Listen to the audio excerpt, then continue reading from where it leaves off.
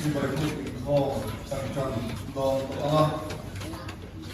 Reino le chu wat hi long zong te hi lalpa ta ani a hobe le chu wat chen te ne hian bipin le chu ma te amain adin anisi a lui pui chu ma te po ali men khoka lalpa ta ma tunge sobola amun thiang ma tunge dingam gut baile thilung thiang rin ya ariru eng ma lo mai lama da ngai lama bum tuma chesam ngai lo mi chu ani chuan lalpa hena ta mal so na atonga achandam tu pathian hena ta pel na adong okam pathian song tu da chu thiam mi chu anni o zakop pathian ibel song tu da chu o kul kong ka tu in luchum te kha choi sang ula nang ni kong kha hu te u in khai sang ru chuan arok pinal hi alo lu don ya arok pinal chu tunga ni lalpa sak tak le hilti thei tak lalpa in do na hilti thei tak chu ali kaling khom na lin pathian hena itong trai ku bin hoi tu lalpa kan pathian Sir Pastor Bill in Khompui Tuang takin abul kan jonatayin ng man min suwaya tukin zing ini min peta ang mga sibay buk tiran mi hetisa min suway khom le abang hiyan kan lomen may hena long tu kan soyli Huwena ng mga sibay buk tiran kan lokal khom na hiyan ituler na mga kalimpol khom na kalkang Zai Paul the Pokemon Kalkan kan program kan tur zong kalkanin kan nena nungin rolin puang suong le kho mi kan zaba katana arawan mal som na ani na turin ikuta kan dalpa Yesua Krista mingin kanun plane amen tukin sina pathian si may bukura Kawin khom zong te kan lalpa Yesua Krista mingin sibay kabuk sewa pathian in huncha min pea karma salama fellowship department den ro kanan rela mali pum katsu marombol da tur uluk takin kanan rel tama isuan Tuwa init kintena kung katsunga kan thok suwa tu ruwa man te kan siama isuan kung kar zirto nimin pia maya bial in naro kan rel ya tun kung lokal turana kan halam tu ram te kan rel ya karelo ha te me na ma kan ro te kan zo delta ro zo pel no wa tangin chu ro na kan rong bo na tur pha kan la na tur ta kan ma ho tak thara lawa in tuai tharna in khopui program in kan chun zama anlo le e ka sia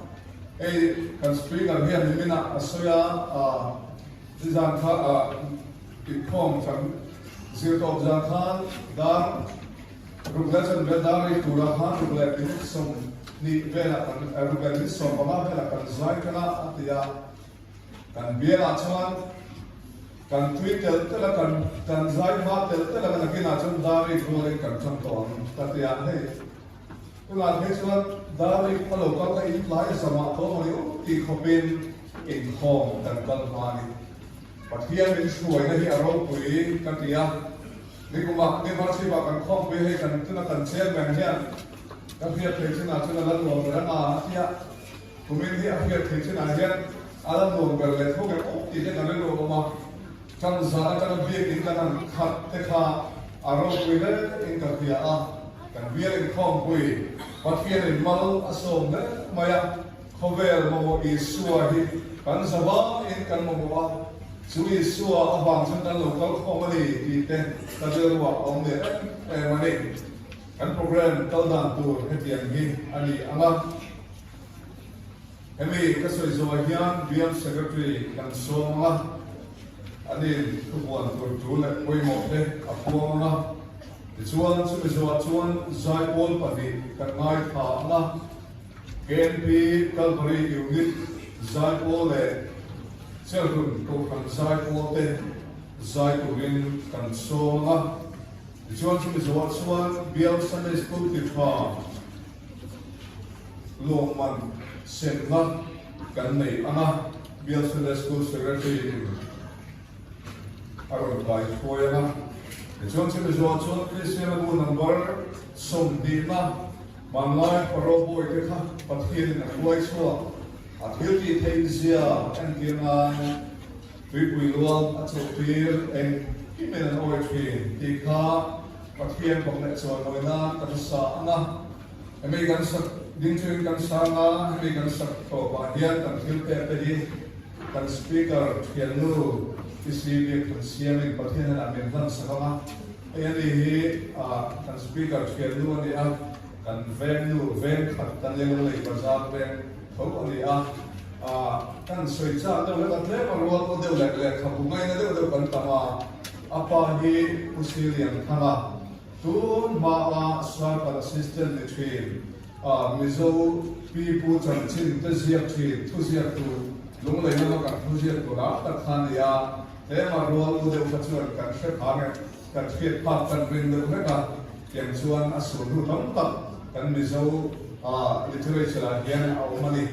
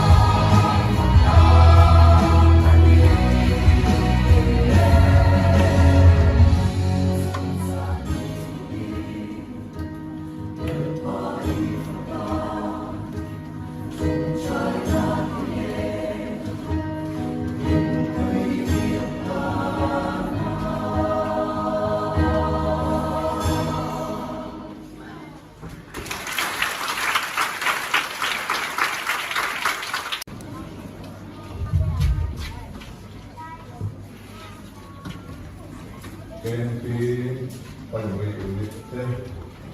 sabi ko kung zay po te, sumakang mga tuyo, so yan eh.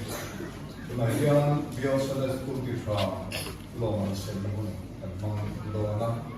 ang biyaw sa las puti sa gagawin, ang soma, ano yung helong sa mga kahit po ito na ni Pinay Soma. Pakat na loman ang siya kaya jadi sungko pali boy pakwa paria buwa pakat na loman dong tu ha ko sila vision university akademi vision university ni mahal pangana ni pangana ni pakat na ano ni boktak ma ara sunara rata kaya ro ito pa kilo arah kali itu juga satu kalau menurut mai pengalaman kita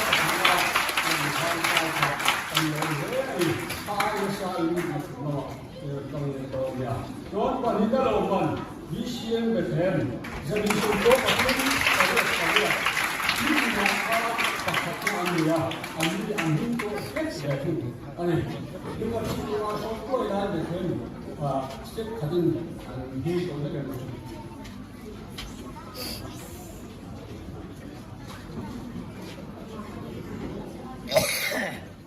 Tadi sore, sudah tercegah untuk dan Maria,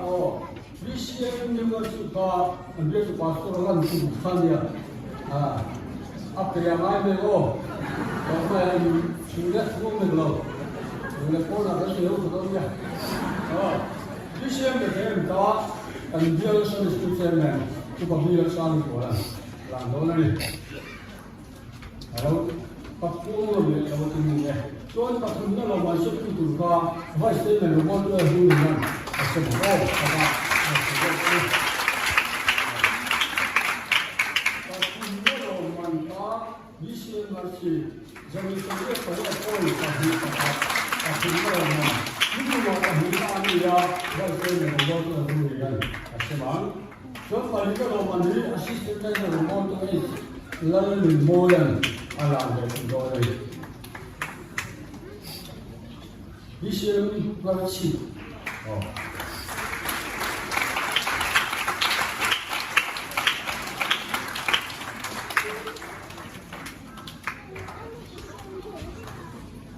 Bali loman. Vision terun. Jadi sesuatu dari Maria tadi. Itu apa sebenarnya? Ambil terdekat. Membantu eksmen moral dengan satu ini bisa jadi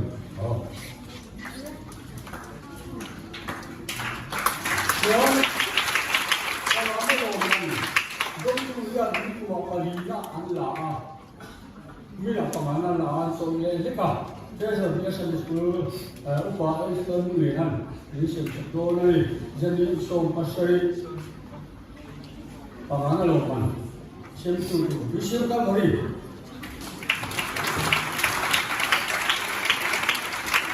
Vision kan beri loman tu kita.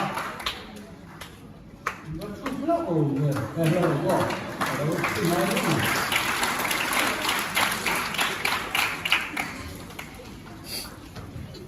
Oh, kalau ini macam mana sertifikat?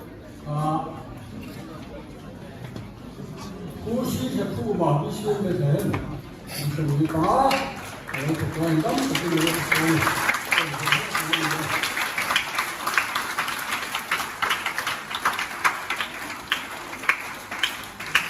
Nombor tu orang tua, nombor orang tua. Bisa berlaku.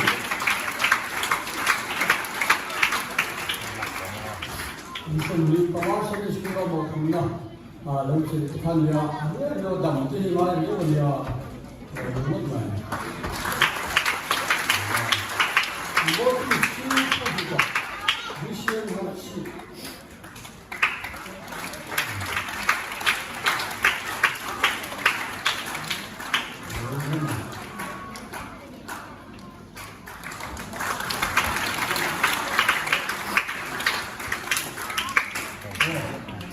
มีแต่ข้าอันเดียว Korokoi kena peri koi chua. Akhirnya Indonesia Indonesia berpeluang untuk kita ingin bersama. Tapi yang sebenarnya mesti dan berbagai kepentingan kita semua.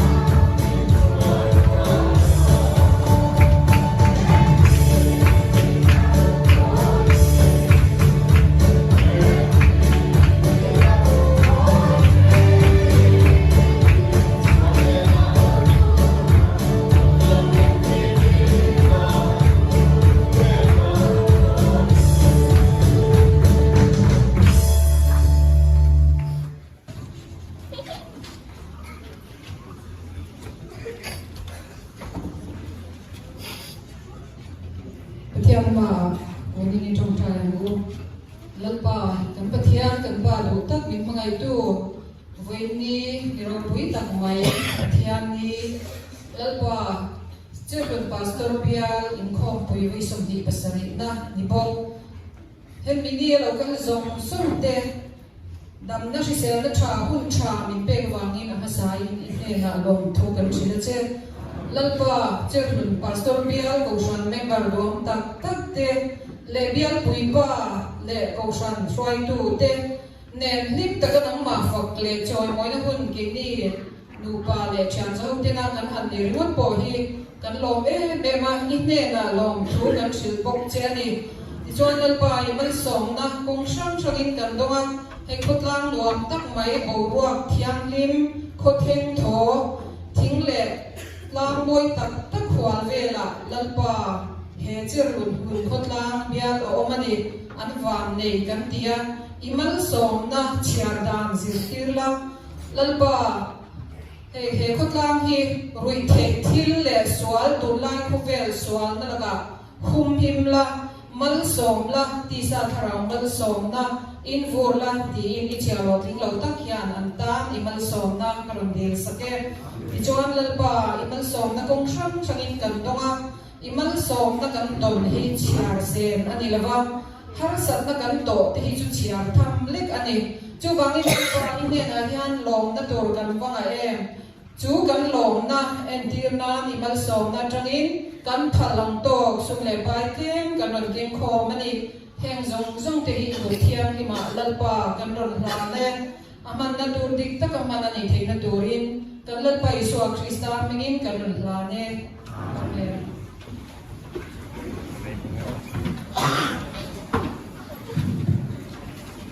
Saya karena ya kejujuran dan speaker so amat saya pun saya main speaker ke cerita tentang Reverend Phil bersama Christian Education ada worship ada in fellowship department ada Christian office and director Delay Aria kan sana aman aslian kan ani nangyan kung sari suar bel su romboi kalau itu zui bea yang suan pastoral ministry ya lu turah minister tu boleh mau tak terjadi nabi ani ya dia para jadi itu kenzi mak pulpit sana romboi pun kadang-kadang nanti pun lagi kalau mau kasih tin kan din dun kung hi sam ni la so pama atang khan kan in chen ani a demole pola in chen da ni lavin pola le Timothy chen da ni kan in chela yang chuan rong bong te kan in sit to na kan in fui to na ong en ima min pui boka yang chuan kan in ngai tu te le ro pa min fui zel tu adi a chuan relo ko ngai tua kan in chen na kan rong bong a mun kha BCM Thil Plan ani a chuan BCM Thil Plan ko na ka ABC don ko ma rong kan han bol tu le he aro pi le in ka sia ani yang chuan pathian in kun lai mana cher pastor biara yang hian kon sang sanga mission field da te biara te om no in head quarter on lai bi ma bi biar chu ma ya rong boga nei thia on fuai lo the hi lo nei ka sia kami tu ta in kan biar fuai tu te kan biar committee member te kon kan ngai ta ken ma anu te yang hian an di tu alo mong jai in ka sia ani e kan on work kun sang sanga pastor nong towa ani kenaya kan hena on bora ka bi long le le ini tu kan biar la to ko se kan tu na be ten di ya yang chuan rong bora ko ma lo ka suai en mo za to ma hian di sen pastor kan on me ko chu ho chuan biar la khang ko be se din ka ma chu be chu ke na hian ku ma kan suai du ama kal tangin kin se na hian ko be mo di suwa kan tam na ani na chung chang kan suai kan ngai halo ani kan speaker kan so main biar zai bolte kan so ma biar zai bolte papier ko na ha in both side an sa zo hian kal ding to lawana kan speaker in ato in mun aron ko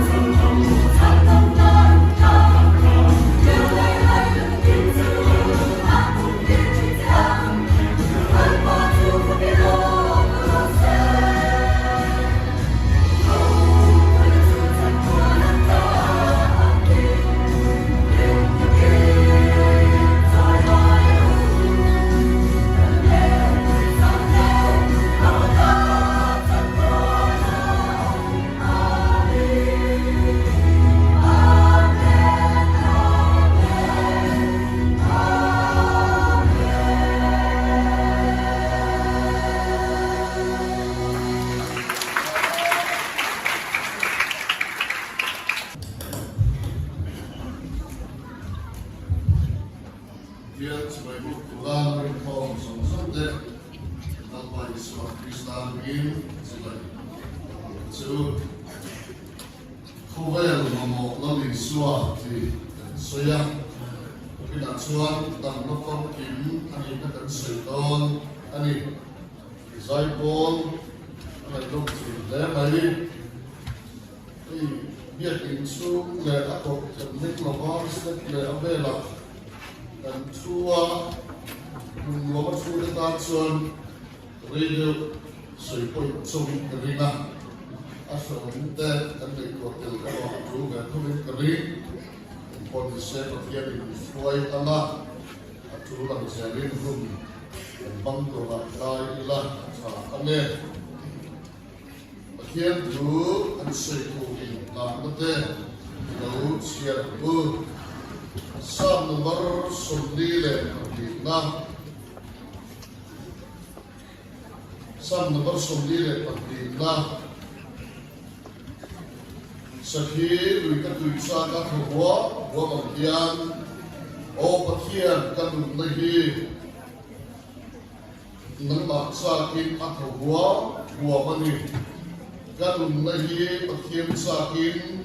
bát thiên tụi sa kim tụi hà nani etika ne bát thiên ba các thiên na các in na ô sang na ô các tụi na ina ne bút ren anh nghe cái sự mà hiện buổi đi hiện bây giờ họ bé là đầm na mà hiện đầm na này tu và hiện là này yap sam giết tu hiện bây giờ tu ông chuẩn chu hiện anh tu anh sẽ đi hiện bây giờ họ bé là đầm na mà hiện sam cái bớt ra để có thùng na sang katamin sang dita sang number sang le pathumna sang katamin sang le katamin Bible kêu con chuan siêu dual akule o kaduna lalpa chu fatla các con chu na om som som tu admin kiam din chu patru o kaduna lalpa chu patla akhildi thatsom som chu he nin chu ani chuan ikholo na som angai dam china kina na som atinam china o ral na lakata kinun chu atam china gilme na le lai na te akhum te chia o na berta petera le thon pakhat na bumhi sang som di le padi le som di le pagana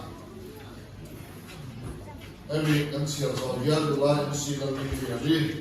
takian pagala sa kurin son nomia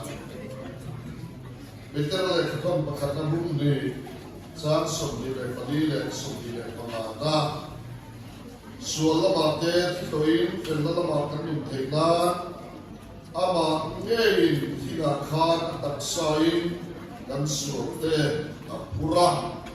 ama huok na huok te chuan di damin inokta ha beram bo lai bo kha tu le ro chen tlau ve tu le ho tu te na chuan in ki le ta hi dan suote pura ama huok na huok te chuan di damin inokta Long pada tu insiat kan zatan mansor se, amen. Mulai sila kini ni, yang berlas kemudian bersama. Sa lekara onanya dan iswahi atau ini terlihat berjalan alabang ini bilang bersama.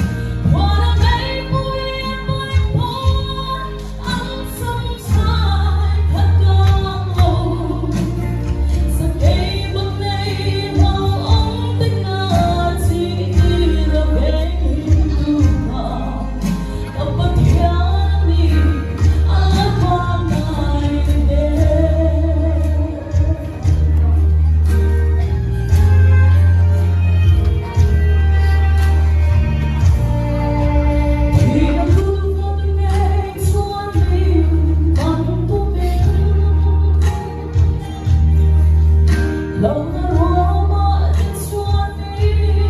chẳng về mà sẽ thấy lâu chẳng không anh tu ổn đã thật chua đắng trên ta thì ta mong sẽ đi người muốn xem buồn đi theo cho đất ngàn vài điều wanna make believe my heart I'm sometimes thật ngon lâu giờ đây lúc này cô hăng biết ta chỉ đi là quen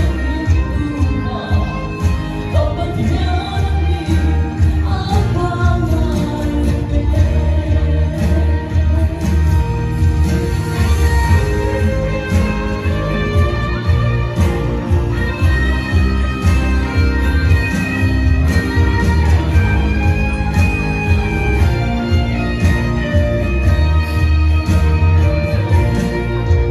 Tìm ta ấm yêu ta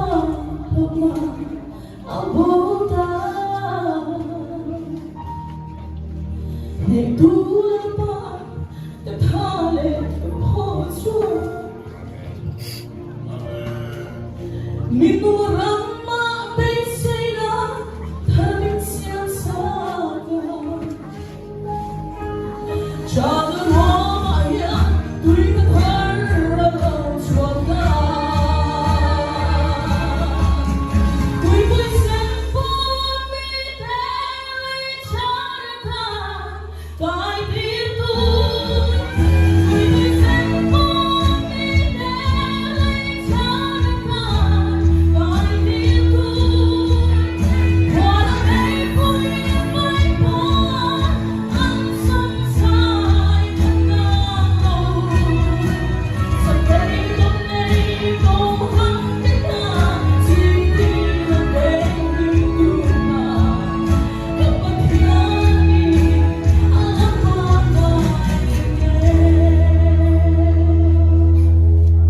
đâu có thể đi ở qua ngày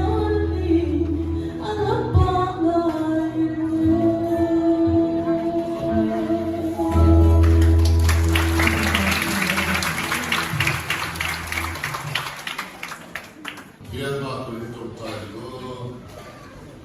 cái này hiền lòng ba đang lòng bề lại hiềnกันมาบอกรุ่นนะกันเป็นอีกวันสองทีรู้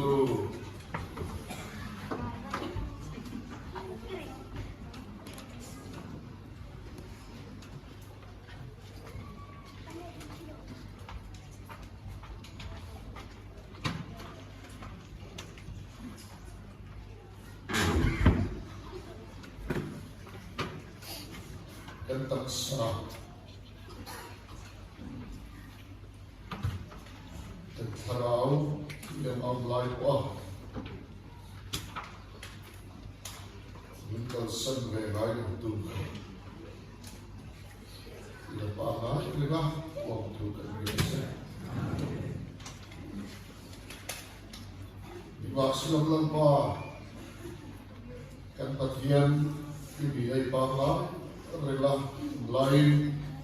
เกี่ยวกับปังหลงตูปะนะIbana dan Zoma Wihana Direktan Rumah atau Palsuan tentang siapna ability Coba min dan makne in dan memiliki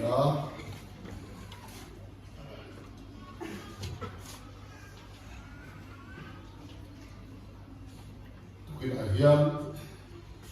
dan membuat cin dan bela perempuan surga ceh bagi suah Krista ini kecil ceh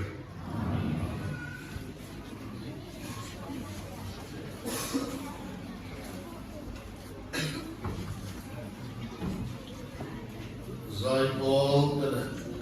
kalau zai deh kian ini Ronggunan apang leh kerja ini kau yang in kho pui hi a hau tak le mai ti chim ta ila ta thiam mi tin to kho na fu le la kan an che al chona ania ina loka MBP khom result bangai ka ya omanga ya chon akum lea elaya yan MB HP khom William chebula kan an to ania lalpan kan tichon ke ko ka ron chole zep karinga ka info department teri mai ka kum le MTK ni rena hau kat le mai kiru hau tat chu a hau tat lo deu ta ke ko kan mai to chu mai a eng ma ti zon e le in te ko ti te ko mai la a kharau lam zo kan taksa ru le kharau chak na tur lai ka ro chu kan da poi mo thia a tu rin ka dia tu kila ka tu sei tu ke sa be nhiều bên sai pol ten la non sa a va lo em min khoi sa in ka ya a ka bia na tu a ka lo thei lo ni ke pi ke la kha a van thae lo da vida thian choi moi sa pui lo ba an bu pui na an bu sit le Allah an is a testimony lalpa ma sa pui om kopin ka choi moi an an ti te kha in khom ban an pu le te mo kha min lo be be te u te mo zai po den ko kan ni na ka lu le mai kha la tu ka ti te chau ka comment kan be mai le sa le mai tu kila ei mikap kan noi khoma Christian education na bin kan buat sai Sunday school lo kante senan ole na la ba le ke ki le mai new kan si kai lo ba ta posi kan ni ka ra ta ka pando na dia man kampo ni ka dia adan ta chun chet mai dau lo wer lo di so jong kam kha di na la adu dung ber ko ma sa da na lo the di ka aron din ba chu amma ni kai ngam point tha sa atol lo the lo ni adan kai duk tol ti na ka lai chuang lo karin da na chuan amma ten tai da percentage ka impa ngai e moi sang so ko ko chu karin de ba diu tak sim ka ke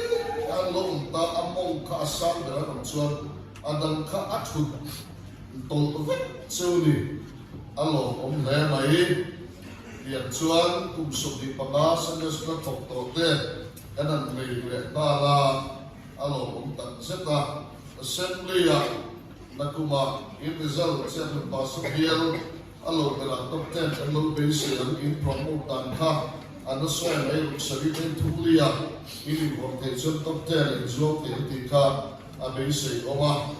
chuan sandes ko lan upgrade kan tum khop maya beginner le primary po Zirlai Bukar Allen dan Zeka Om Torobin Abdul Lam Turin Kalang Lian Zo Boy Zo Mazitir tu ina Nau pa mazitir Thekul ka Tuna kan order Mega Pai la Makte In Assembly ya Sunday School Ita Top 10 Loman dan Sentina Kaka Akash Award Apoy sa Paipo Isang Beto ila Tite sa Tiukan Chau Ilabin Tulaya Kovel Lakin Del Momento Changkang Le Boy Dat Ne Lomanti Siang Beto Tuila Chawang Mame Tite Naituana Oma Tila Pumpuya Chun Nakuma En Kukan Police En Sunday School Police Dan Roman Natsu En Pointa Poate Fuktinakan 2% in Baso Tuma Bingziat Ani Pui Ubin ay na kumang 2% in Sulukay Kimpon 2% in Hatiyan Khan Masog itong tiyang Di Aram Pungwag Turin Ruang Manakat Siyamani Di Kha Tuweteng Kan Sayroa Team Worship Lampang Kakasayto Kung Kanzay Bolte Lampang Ramatitsuan Inisyan na liyan Lampag may buwan sa Kantuma Tsutsu Song fala makan pasol na turte dan Christian na lu kan mai poi mo le zo na turte ruaman na le kan tuma hau ta tu ani don chuan aso si mag zo ABC wal zo poi akal pui dan ko awam thei mai thia thata ti tha tha ka kan na zir lana ato pa he tu vai ko idol kan en pe nia tiru aro pui viau fm cholo hian fakta la salo ta pui anin ti siat nom ko mania bisian pasal dia sebuah pagi sudah dua suku kan ten laupa kan fakta muk na tu masuk tangai tu hin arab mani cucu worship labin anan suive ani haka toite kase ha bimbel desat kurakan laye le khovel mamo tihian kan seito bikin mamo kan ni maset mamo kan tihi kan tan chalo atam khop mai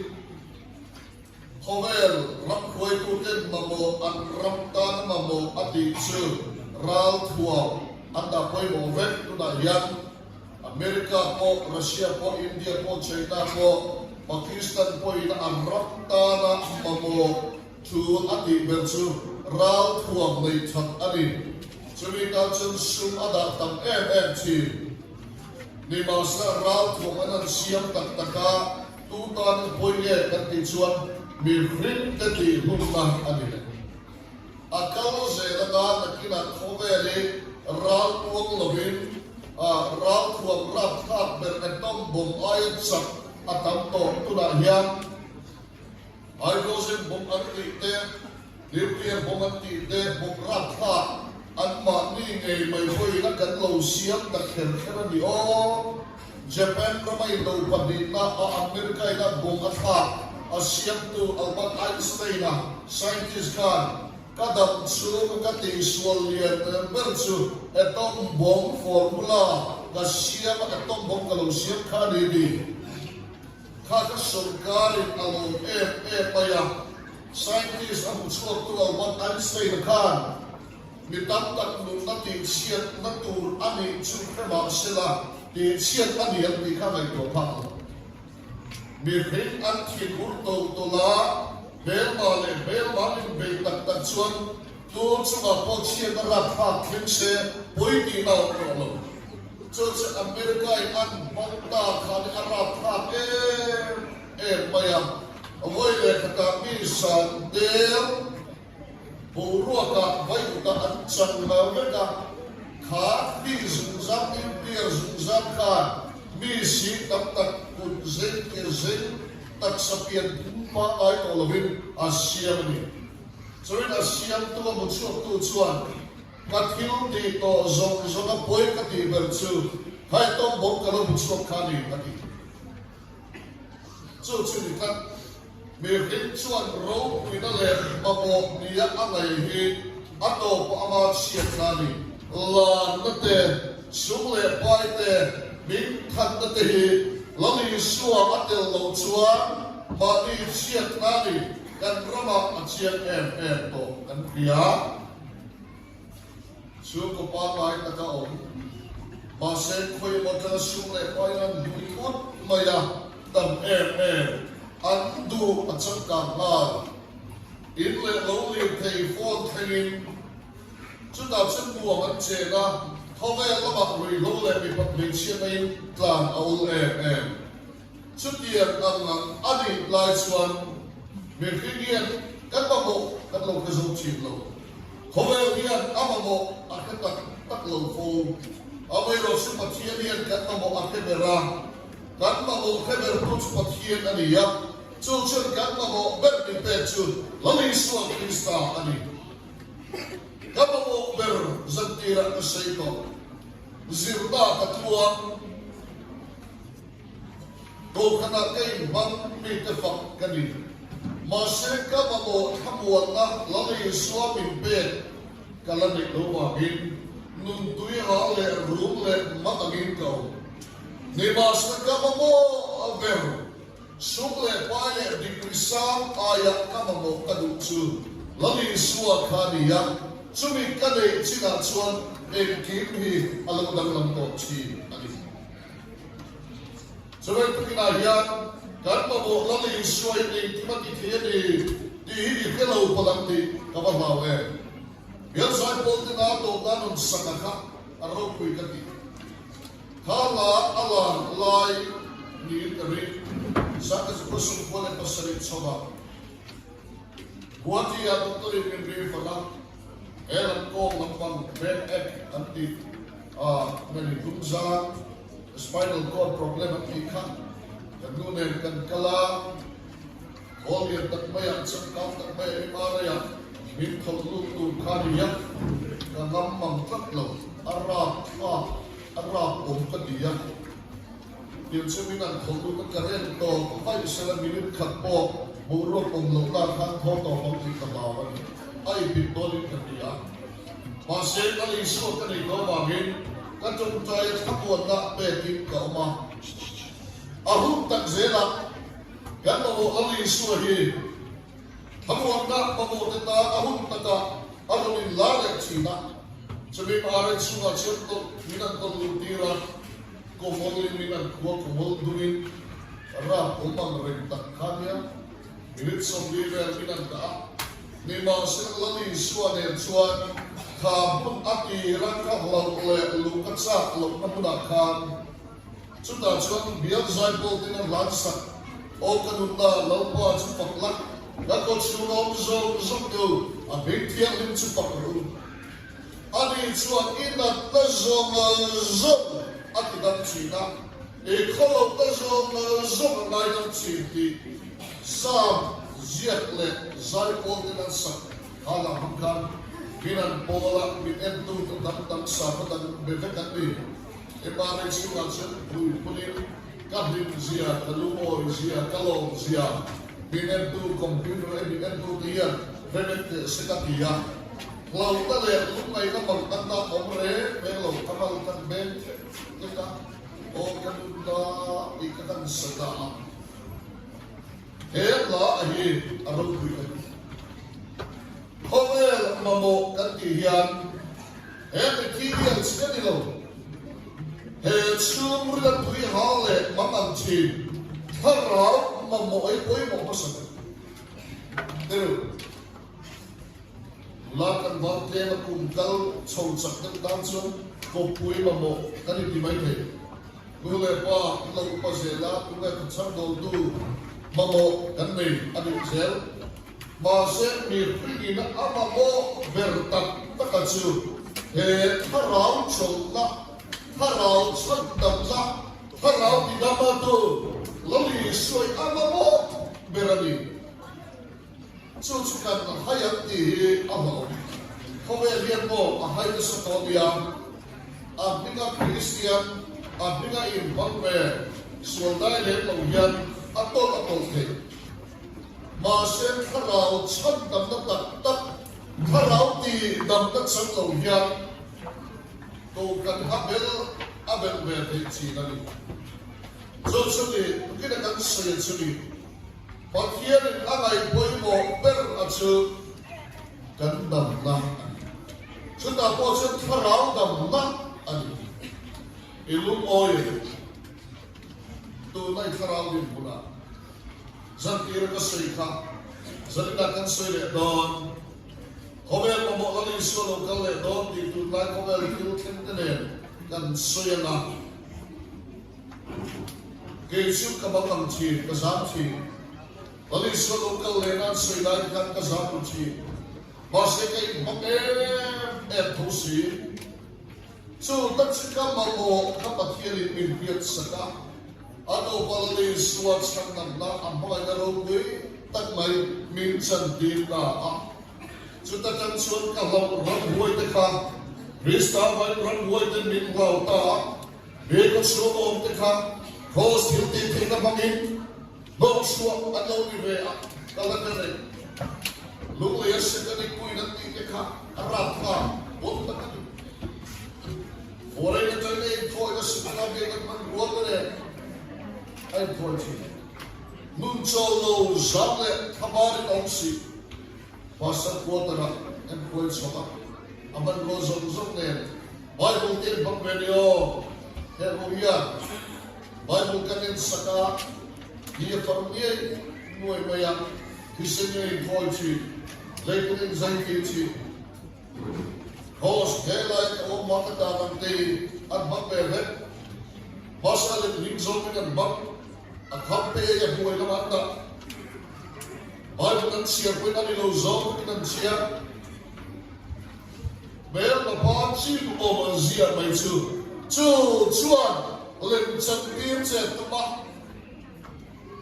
Biar tanah koran habo, nuksa rola ni satu lagi,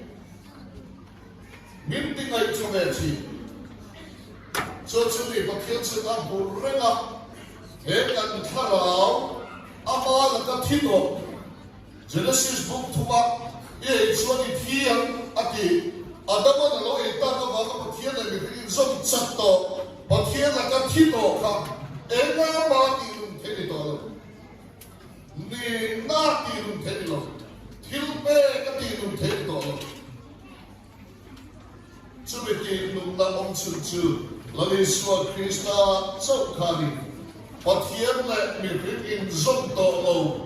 in mi kanto, in belma to, tinung le teito sa lali suwa saukani ya. So lali suwa Krista ayam mo chu, kay hiat kanilo. In two quang to anong ver. Lali suot Krista kat mo matsuaya mo su kat lowe lobani. Tak sadam na apoy mo. Renudam na apoy mo. Mas sa relasyon kan nagkaraw sedan na hiyang lati na tohi namrong se. Sutsuli samsya tutsuan. Follow na zone amay lang si ati. Pathian lang kan hui nate, pathian lung kan tiyoy nate ahi.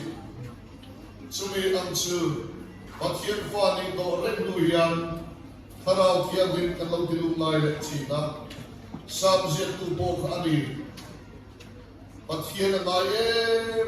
maya at testimony kan siya ka, sumi patika. Midam tak Pathian biak in padang baki huay chinsia kati lam hatuay kaya chinto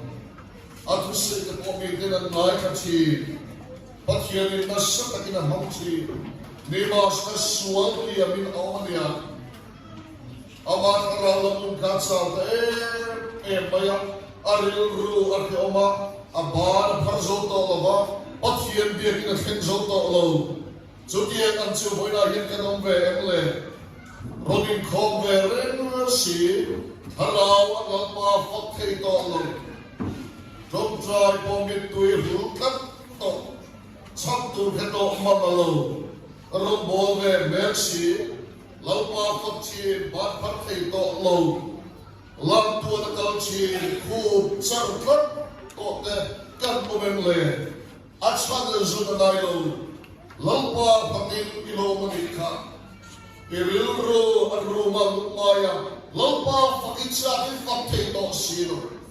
Suno to samsya tuhin, sakit tuhin hal na kituyat sa ang hiyat, kaya nung nahiyan, pakit at sa akin, Allah, tagsakit ka lang tayo sino. Pakit biyakin kal tagsakit ka daw ito sino. Suwagin yung hiyat. Karilro kat karawan nani ati.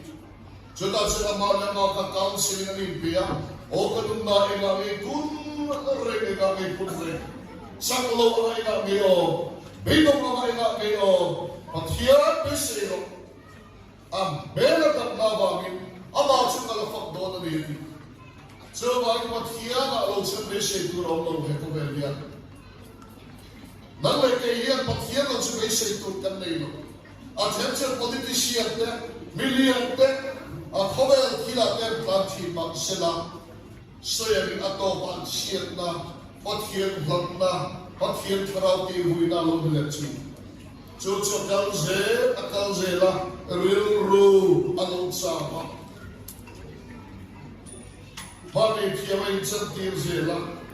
ato pa hobel kila, bulat langwag na, Rui Lo, Sule Pai Juam na, Angkelu Tatsu, Ataksa, at Senoi,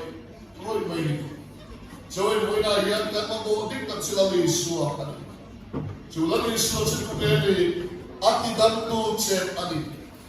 Haraw dia idamtu ani ya. Irilru kumile na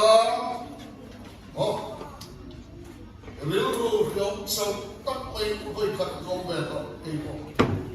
Zil na katuan purlay cuti yang silong ni reng haplo maya.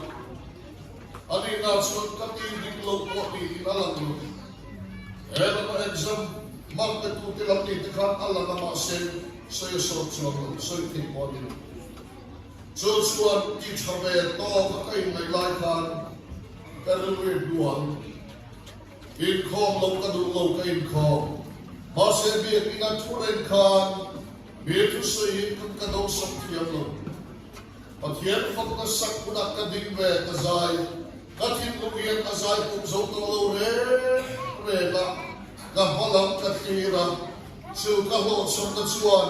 mitilong lain na siya, imatikit niya niyang layatin, kariluro argaw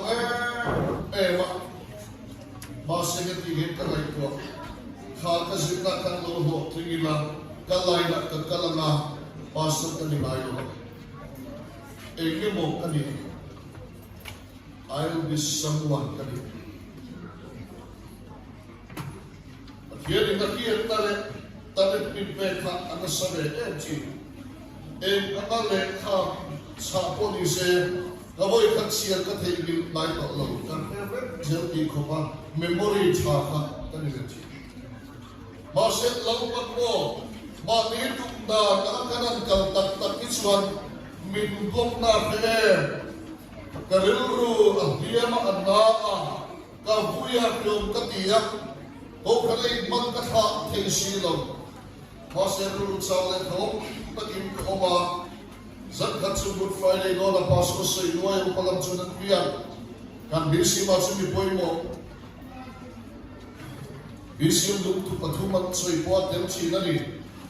Good Friday no na, luklo na turang siya, that's the sound of the hello. They cover so in like and do so that you talai karapo katube. They make the zak boy oily. Maybe may say the kapalo of the that's one cuts near Pastor to say against the hello. Lato pa at hang sa kami ng both side against the hello. Welcome in, adult na kahirap. Sangkan adult na kahirap. Karil lupay na kan, mipot niya to may mitsu. Sutat suan bakan hangta. Kristiyan na mo naman sumulay pagkanta. Dito ni sukat hindungin dihi, ang kanga. Ang sa tuwing kokman. Pasyan sangkan sangin at hunog. Kasabayan yung may sa tumnagtak kanan sa kengka. Karilro, alaw sa huling, aman, mintan puji. Karkaw ba naman? Ang sumat ng pamsi namin. Kaya malam kay ina, kazak na ten, mitan min ina, min besi kapaglaw na at hira. Rilro rin, mintua manin.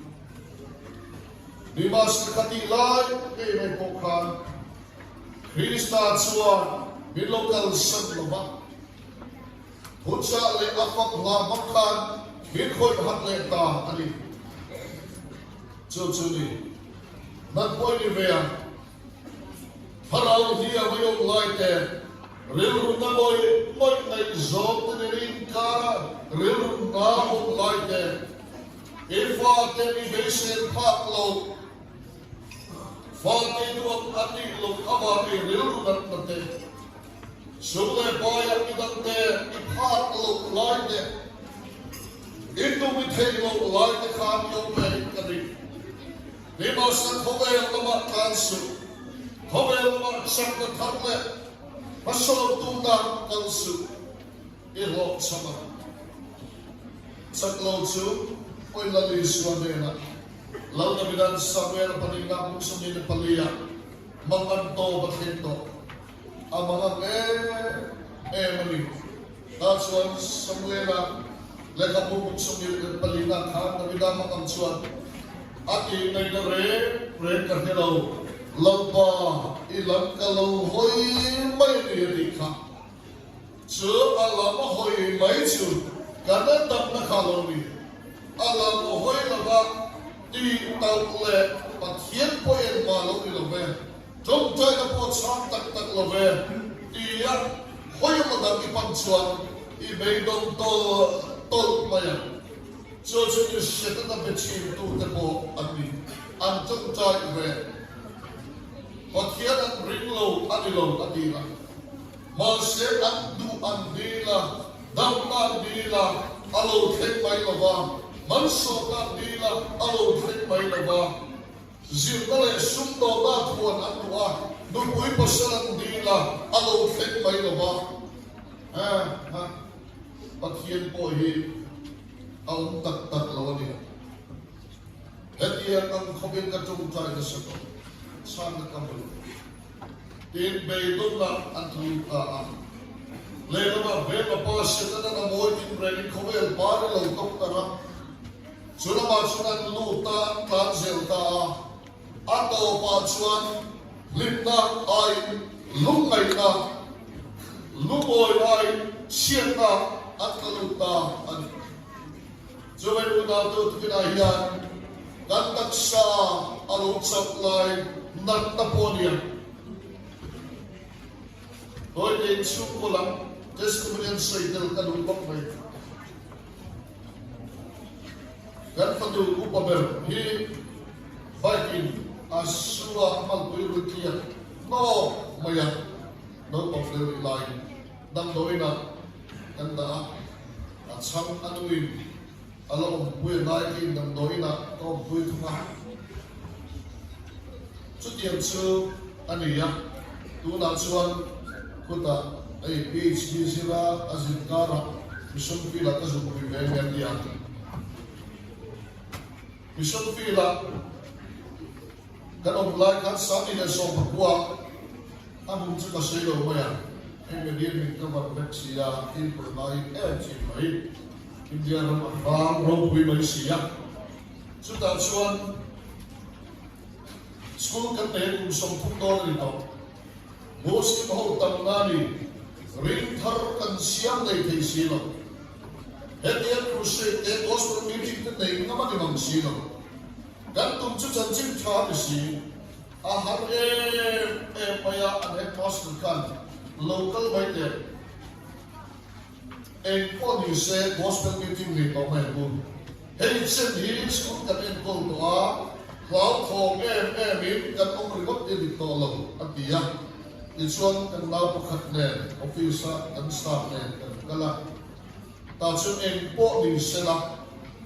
Buat len min buaga, at hile kan tiyaga, matagal ni isuan kan kili sila chane. Chancing chan piyaga lang isuan ay kay patan kung patsuan kan kili kan kala. Tatsun sa lelang magtakin bukan siya. Kay nakasan tasten last night. In the presentation PowerPoint, computer coming and pinakal and get through this also ka suffering kan siya. Lahat ang ukok maya kanakan, eta atama kasuy na tuba. Ato bigan sila challenge na siya ka Muslim na Hindu na pagdep ka ni Christian tendency. That's one hele katong tayo. Lali iswahi min mga ito. Min sandam tu dapat hiale kalalatan katanganin inom suan loading mabule andi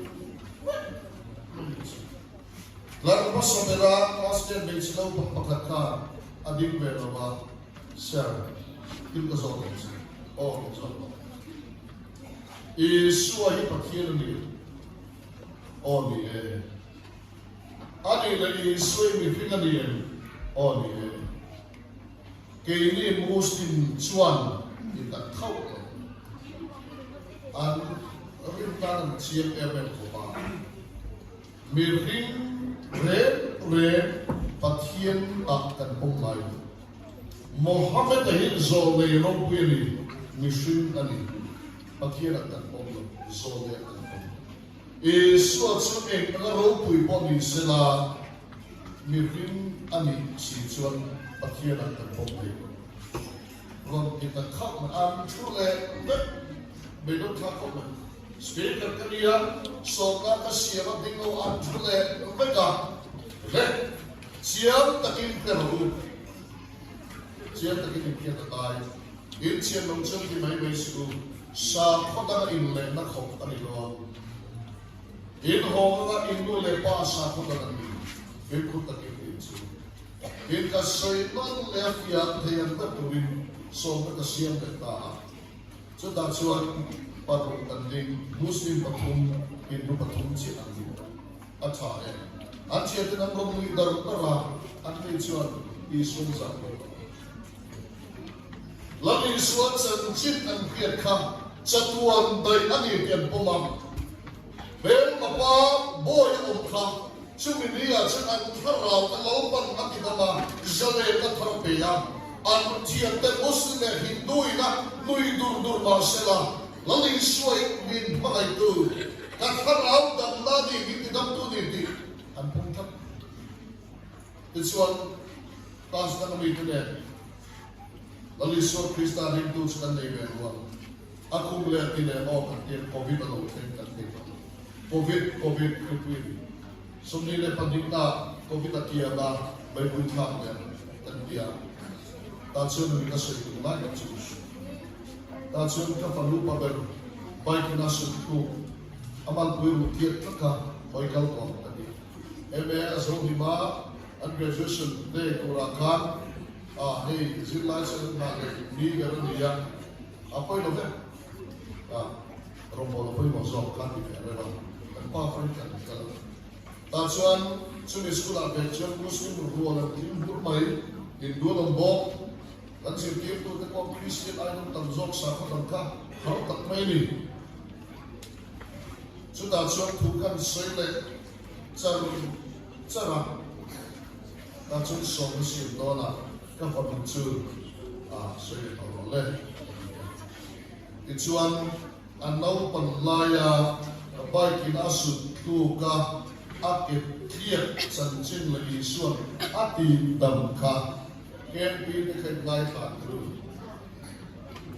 a Satan. Tidak tu isua ani anu na experience ta Satan. Sudah suan dan doira online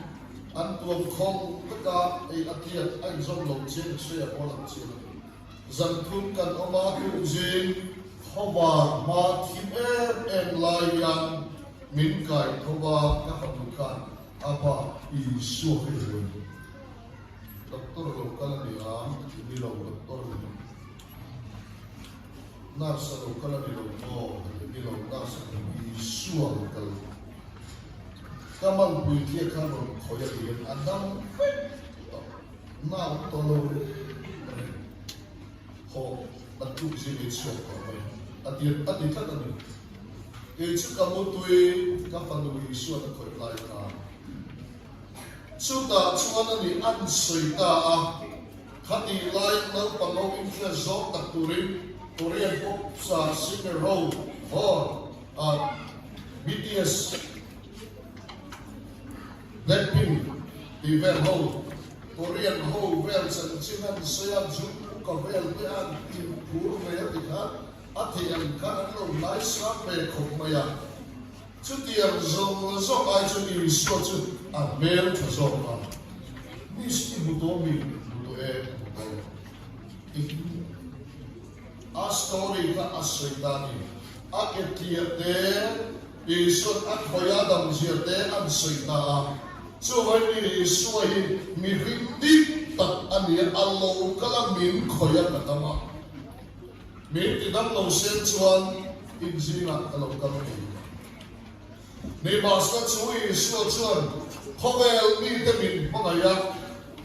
nun kan le thena athia masen athole toa chuwani soi mi hindi tak ania Pathian tin tak ani bok tin ahan sei ta chumi no chuan som na siam ta dial na pakhat mau lan pa chu pakin no se cho chuli ti dam tu in suwa dam na fam ki lani suwa kan ti hian ataman zok chuan kan na min ti dam hi kan du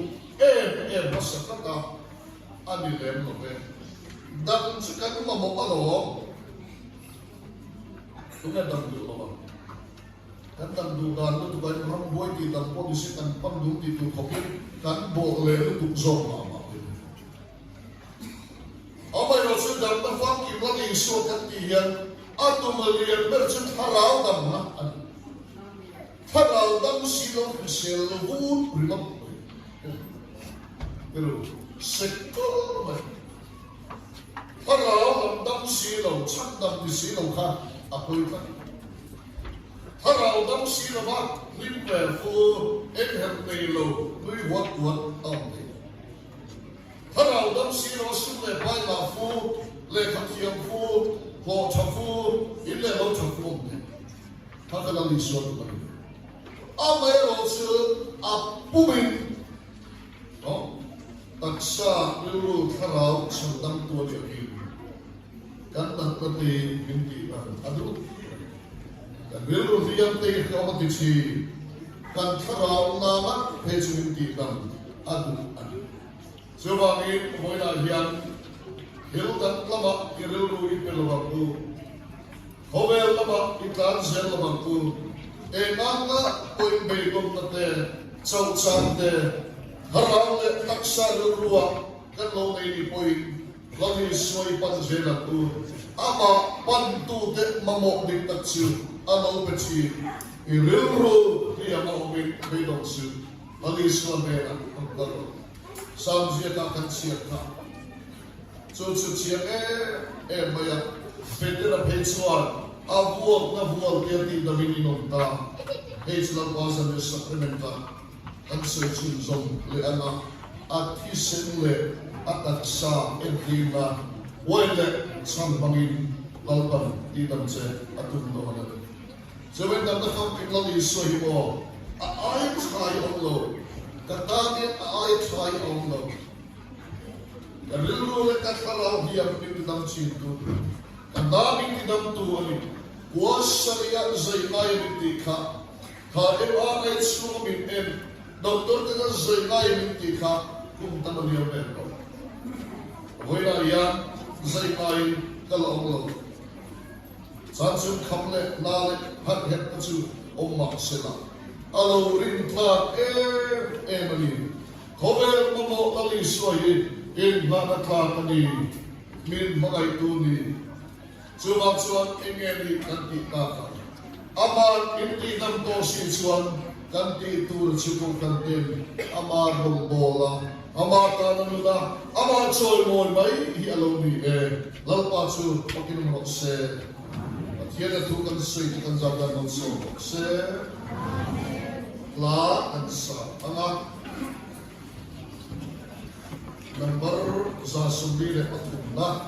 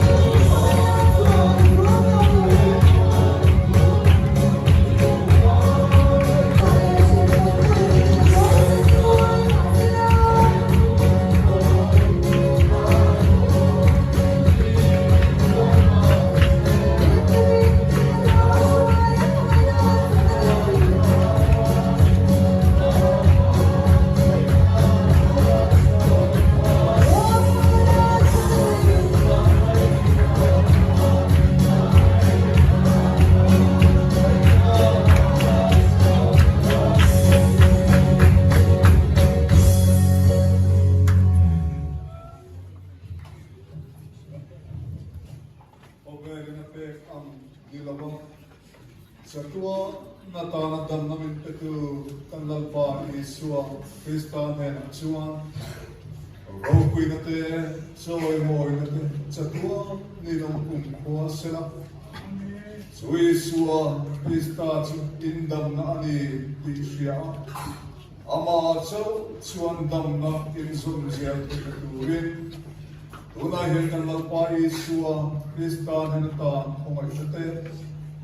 Iyan kan pa buwan namin mga inatala.